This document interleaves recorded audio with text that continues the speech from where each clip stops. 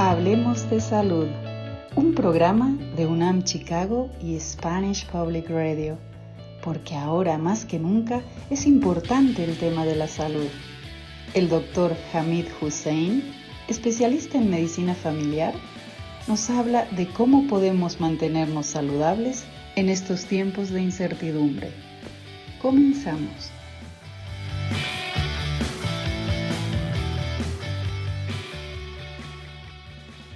¿Qué tal, amigos? Es un placer saludarlos nuevamente en este espacio de Hablemos de Salud. Soy Salvador España y juntamente con el doctor Hamid Hussein, pues estamos aquí con ustedes para hablarles precisamente de los temas de salud.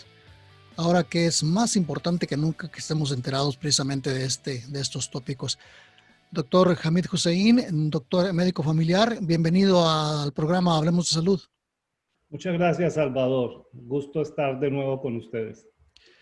Doctor, en los últimos días hemos visto un repunte de casos del coronavirus en Illinois y en todo el país en general. ¿A qué se deberá esto? ¿Qué estamos haciendo mal? ¿Y qué se puede hacer para revertir esa situación?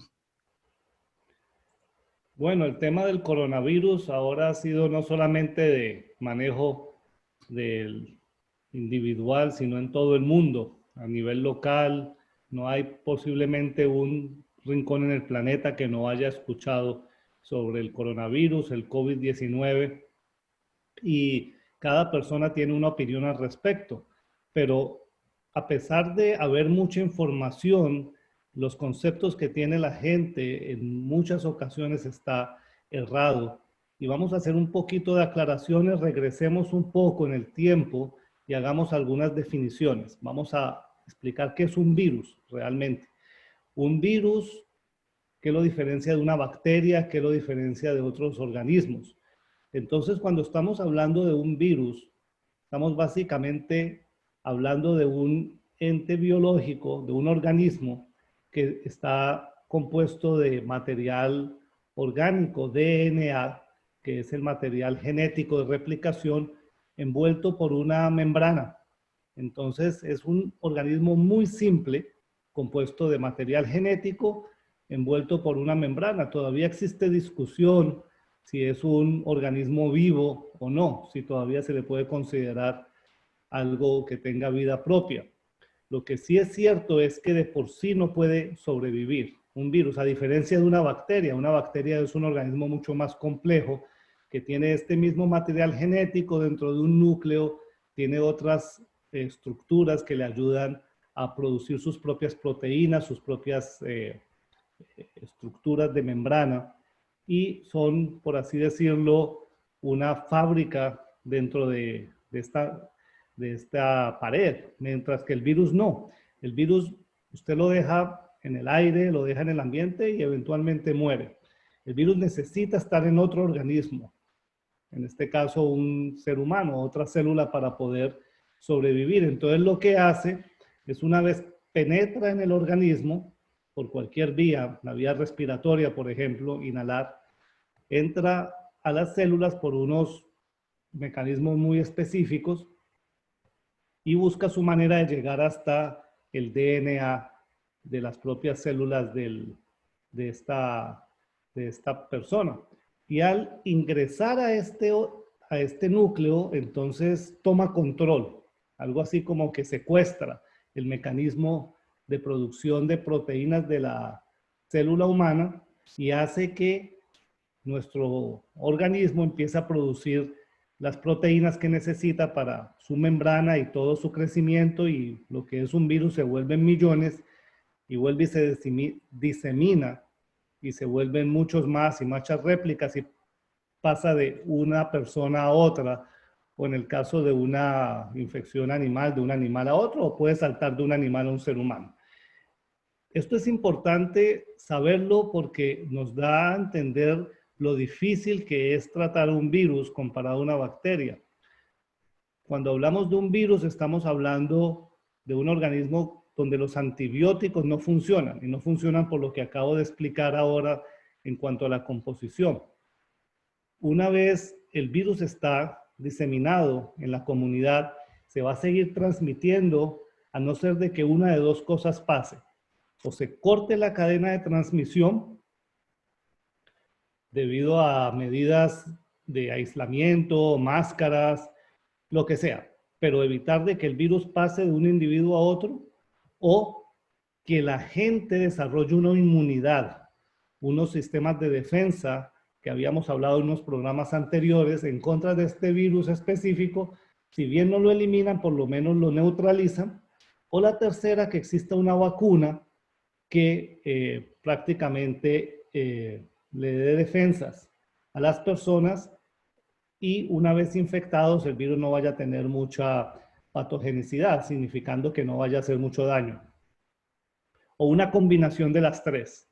Entonces, con esto en mente, ahora la pregunta es, ¿qué es lo que realmente está pasando con este virus? ¿Acaso no lo tuvimos a principio de año, hicimos todo lo que hicimos y ahora supuestamente mucha gente pensaba que desaparecer en el verano por el clima, el calor, pero no fue así. Estamos aprendiendo muchas cosas que no sabíamos antes en cuanto al comportamiento de este tipo de organismos. Y una de ellas es que durante la primavera, el verano, si bien es cierto, disminuyen su intensidad, ya no vemos tantos enfermos, tantos casos, posiblemente debido a que la transmisión de una persona a otra no sea tan fácil, no desaparece. Entonces, está ahí a un nivel bajo, llega la época del frío, donde la gente está más encerrada, está más, parece que la resequedad del clima ayuda un poco a la transmisión y vemos los casos que se disparan, como está efectivamente sucediendo ahora. En Europa, muchos de los países que fueron declarados en cuarentena total a principios de la primavera están nuevamente entrando en esa fase. En Londres, en Francia, hay aislamiento total, cuarentena, órdenes de estar en la casa, porque se ha vuelto a disparar la infección, lo que llamamos una segunda ola. Esta segunda ola ya los epidemiólogos, los estudiosos del tema ya la habían predicho, y existía mucho ese escepticismo en la gente no creía, porque pues desde la última vez que hubo una pandemia de este nivel fue el flu en España hace casi 100 años, y prácticamente eso se borró de la memoria colectiva y la gente pues ya no sabía qué era eso. Recordemos que ese virus que se llamó la influenza española por razones pues que son ajenas al tema de hoy, también con razones políticas, pero no es que se haya originado en España. Mató a 50 millones de personas. 50 millones de personas cuando el mundo tenía mucho menos gente que la tenemos ahora. Posiblemente habían 2.000 millones de personas en ese entonces, ahora tenemos 4 veces más. Si extrapolamos esos números a los números de hoy, fácilmente podríamos decir que una pandemia como la del coronavirus podría estar matando 200 millones de personas. Extrapolando los números. Al día de hoy si no hacemos nada, o sea, sería una catástrofe. Hasta cierto punto lo ha sido hasta el día de hoy, en gran parte por la lentitud de muchos entes responsables de tomar decisiones muy temprano en la pandemia, cuando aún no habían casos, cuando aún no se conocía ninguna persona infectada, tomar decisiones severas, drásticas en ese entonces, pero desafortunadamente como la memoria colectiva se ha desaparecido, iba a ser muy difícil para muchos gobiernos, y de hecho no lo hicieron, tomar acción cuando lo tenían que tomar, y cuando empezaron a darse cuenta de la severidad del asunto ya era muy tarde. Entonces, esperemos, pero eso no ocurrió con los países asiáticos. Recordemos, los países asiáticos que sí habían tenido experiencia con unos cuantos sustos que se pegaron hace unas décadas, ellos sabían muy bien de qué se estaba tratando y actuaron rápidamente. Por eso en estos momentos en Corea del Sur, Japón, China, en estos momentos Singapur, el virus está bajo control y se ven uno que otro caso esporádico. No es la situación en el mundo occidental. Lo que está ocurriendo ahora en el mundo occidental, en los países de Latinoamérica, en Estados Unidos, inclusive en Europa, es que el virus ha estado ahí todo el momento, incluyendo el verano, cuando la gente ya estaba más relajada, Y en estos momentos, debido al cambio de clima, debido al invierno, debido a las condiciones propias del virus, está volviendo a tener un aumento en los casos, y este aumento es exponencial. Cuando hablamos de un aumento exponencial, estamos diciendo que cierto número de días, el número de casos se duplica al caso anterior. Este es un crecimiento muy preocupante porque significa que 10 son 20, 20, 40, 80 y en poco tiempo estamos hablando de decenas de miles de casos, que es efectivamente lo que estamos viendo, y es la naturaleza de un virus. Un virus se comporta así. Cuando son nuevos al sistema inmune, lo que pasa es que la reacción de nuestro cuerpo es tan fuerte a un virus desconocido que termina haciendo más daño al cuerpo que lo que hace combatiendo la enfermedad. Entonces, acá en el caso del coronavirus tenemos daños al sistema vascular, al sistema respiratorio, al sistema cardíaco. Algunas personas, las mayores, responden con situaciones donde existe insuficiencia respiratoria. Las personas son llevadas en unidades de cuidados intensivos y desafortunadamente el segmento de la población mayor de 70 años son los que más han sufrido la mortalidad y la morbilidad de este virus. Estamos viendo personas en mayores de edad, tanto en su casa como en hospitales, muriendo de una manera mucho mayor a lo que sería por causas naturales. Entonces, y la naturaleza de la transmisión hace que prevenir solamente la infección en este grupo poblacional es muy difícil sin prevenirla en el resto de la población. Y esto es lo que mucha gente a veces ha tenido dificultad en entender. ¿Por qué si a los más jóvenes o personas que no tienen enfermedades, el virus no les afecta por lo menos en lo que es la parte de mortalidad, de morir? ¿Por qué tienen que estar tan restringidos? Y la razón es sencillamente porque sus abuelos, sus padres, sus amigos mayores, adultos mayores, no van a estar protegidos si el virus está circulando de una manera libre en la sociedad. Entonces es básicamente una cuestión moral de solidaridad, donde la pregunta es, ¿vamos a dejar los más vulnerables y los más débiles entre nosotros que sufran para que el resto de la población esté cómoda? ¿Haríamos lo mismo si la situación fuera con niños? ¿Haríamos lo mismo si fuera con adultos? ¿Qué dice eso de nosotros como sociedad? Es un tema mucho más complejo y que refleja actitudes y valores. Entonces, ¿qué es lo que se viene de ahora en adelante? En los próximos meses vamos a esperar posiblemente un resurgimiento de las infecciones. Vamos a ver un aumento en las hospitalizaciones y en los casos de pacientes con insuficiencia respiratoria severa, con requerimiento de intubación y con un reto a los sistemas de salud en todos los países que los va a llevar al límite y va a obligar a la dirigencia política de cada lugar a tomar decisiones muy similares a las que se tomaron a principios de año sobre cuarentenas, aislamientos, que ya la gente está cansada, emocionalmente está fatigada, pero las alternativas y las opciones no son muchas, la verdad. Esas son las herramientas que se tienen ahora a la mano, lo que es el aislamiento social, lo que es la máscara, lo que son las órdenes de cuarentena, qué tan estrictas sean o no, eso ya va a depender de muchos elementos y va a ser distinto de país a país, de región a región. Pero no hay más en estos momentos, fuera de esperar que la vacuna que está en proceso de ser aprobada en diferentes países lo sea finalmente y se empiece a vacunar a la población.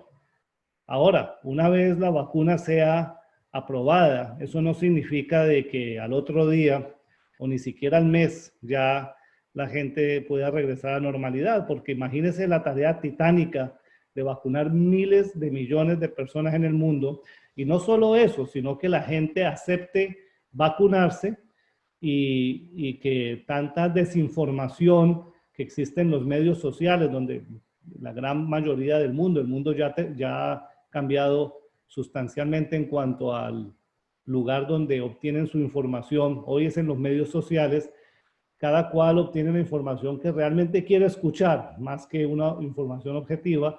Estamos viendo todas estas teorías de conspiración y desinformación en cuanto a una posible vacuna, que eso sería tema para otra discusión, pero básicamente es increíble cómo la memoria colectiva de la gente se va perdiendo con los años. No solamente se perdió con la historia de la pandemia del flu español, sino que también se ha perdido con el beneficio de las vacunas para ayudar a la humanidad a sobrevivir, a tener una mejor calidad de vida.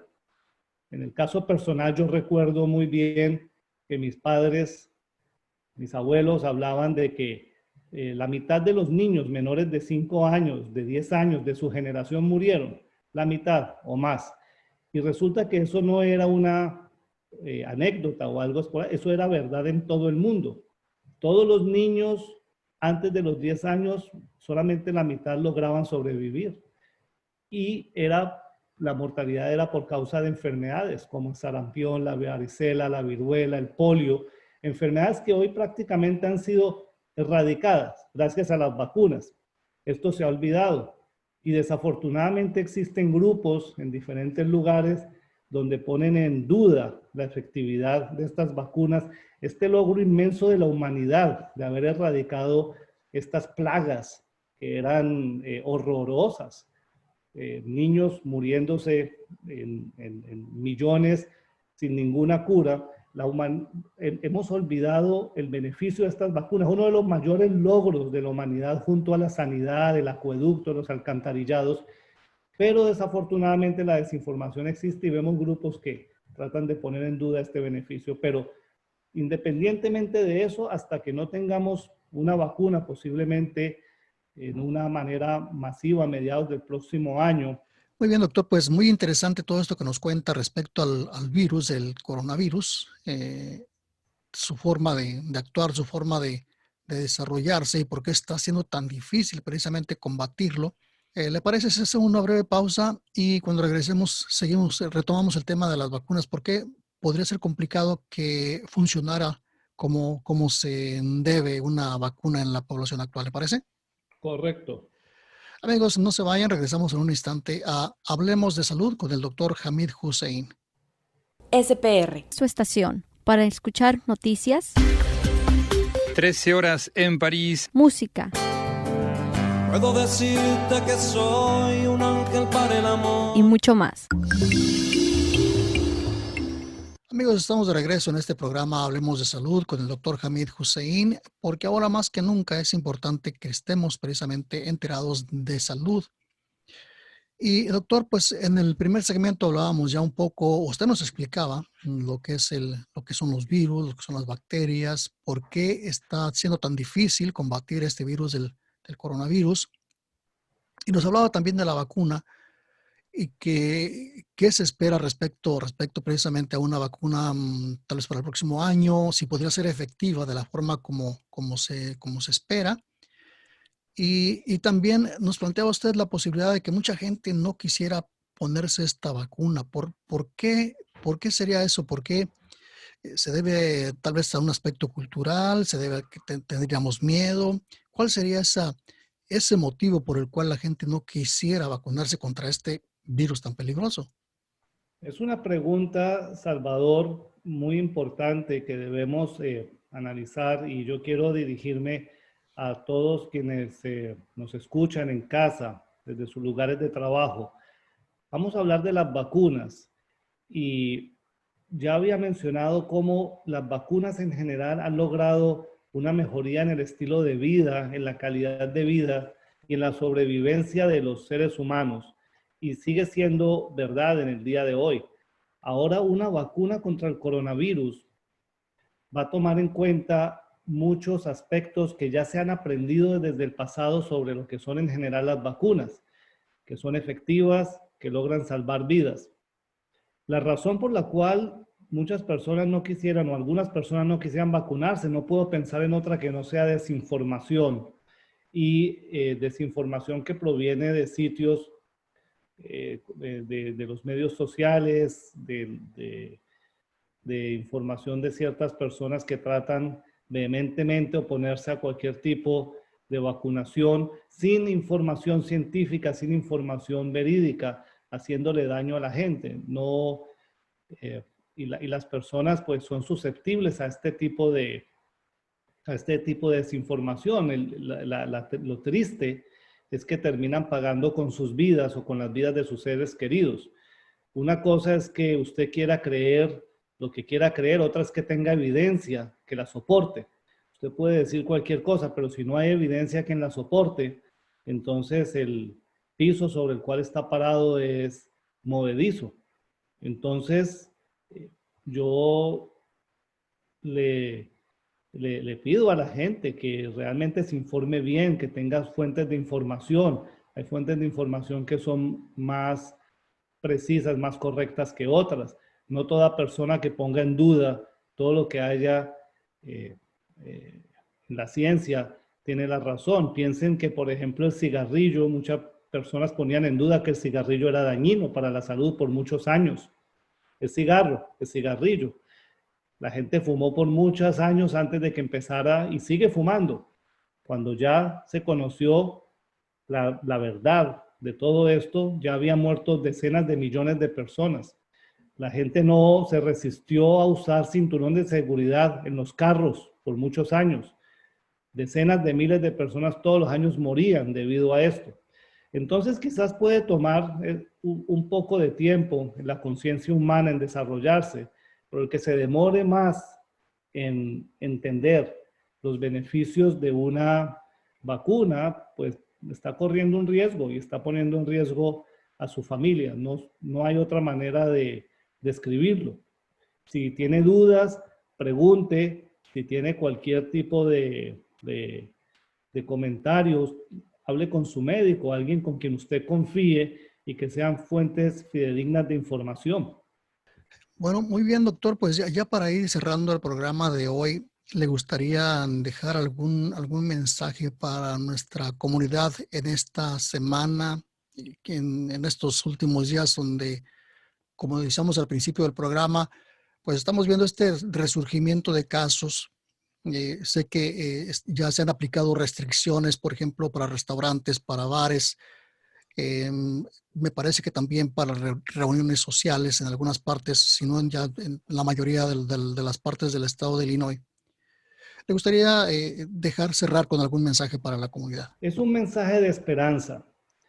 Estamos en una de las etapas ya posiblemente finales de este virus. Posiblemente estemos en la mitad y ya la gente ha tenido una carga emocional muy fuerte, pero tenemos que llenarnos de fuerza, de paciencia, lograr hacer las cosas correctas, no dejar que la fatiga emocional y física nos deje descuidarnos en cuanto a las medidas de precaución que ya todos hemos escuchado, las máscaras, el distanciamiento, evitar conglomeraciones de mucha gente, ir a fiestas, todo eso puede esperar.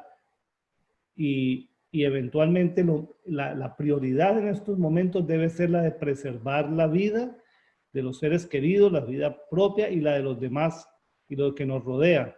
El deseo de regresar a la normalidad está ahí, los colegios que abran, los restaurantes, poder ir de vacaciones, reunirnos en grandes fiestas, ir a partidos, eventos deportivos, todo eso va a regresar eventualmente y va a regresar más rápido si todos hacemos lo correcto, si nos vamos en la dirección correcta y podemos estar sanos y vivos para ese entonces. Entonces, esperanza, mucha fuerza, paciencia y eventualmente ya el año entrante las cosas van a ir mejorando a medida de que ya la vacuna empiece a aparecer y más personas obtengan las defensas que se necesitan para poder contener este virus a un nivel que permita que la sociedad y todos regresemos a una vida más normal. Muy bien, doctor, pues excelente este mensaje que le deja usted a nuestra comunidad al final de este programa. Y amigos, los invitamos para que si tienen dudas, como dice el doctor, pues se informen de las fuentes fidedignas, de las fuentes veraces, para que de esa forma pues tomen cualquier decisión de una manera más responsable. También los invitamos a escucharnos y hacernos sus preguntas. Pueden hacerlo en nuestra página de Facebook, SPR-Radio, también en la página de UNAM Chicago. Así es que los invitamos para que nos acompañen. Doctor, pues será hasta el próximo programa.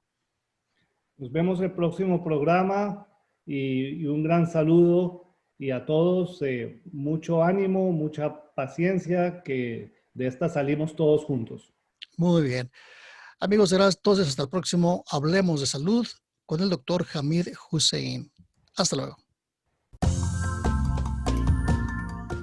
Las opiniones expresadas por nuestros invitados en este foro sobre medicina general, así como la de cualquier otra institución representada, no pretenden ofrecer consejos médicos.